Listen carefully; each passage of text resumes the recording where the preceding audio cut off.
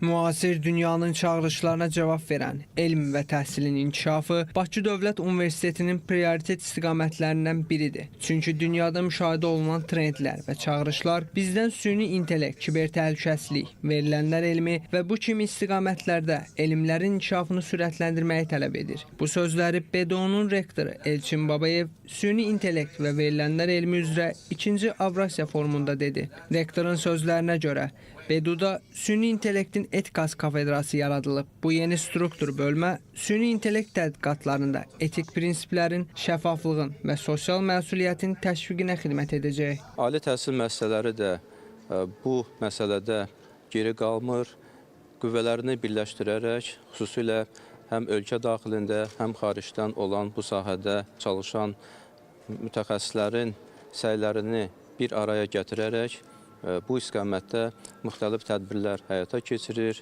Həm təhsil istiqamətində, həm elmi tədqiqatlar, digər tərəfdən müxtəlif səvkidə konferanslar təşkil edərək keçirir. İsrailin Necef Ben Gurion Universitetinin vitse-prezidenti Dan Blumberg isə bildirdi ki, süni intellekt çevriliş yaradan, dünyanı dəyişdirən texnologiyadır və onun gələcəkdə nələrə qadir olacağını təsəvvür etmək belə çətindir. Onun sözlərinə görə, bugün hər kəs süni intellektin təsirini hiss edir. Lakin gələcəkdə nələr edəcəyini tam təsəvvür etmək üçün bəşəriyyətin xəyal gücü hələ kifayət deyil. Artificial intelligence Texnoloji inkişafa baxmayaraq, heç nə insan təmasını əvəz edə bilməz. Məhz buna görə də bugün hamı eyni məkanda bir araya gəlib, bir-biri ilə fikir mübadiləsi aparır.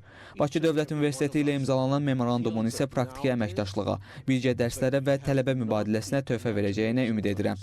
Çoxları süni intellektin iş yerlərini azaldacağından və insan əməyinə ehtiyac qalmayacağından danışır. Lakin əslində yeni sahələr üçün insanlara daha çox ehtiyac duyulacaq.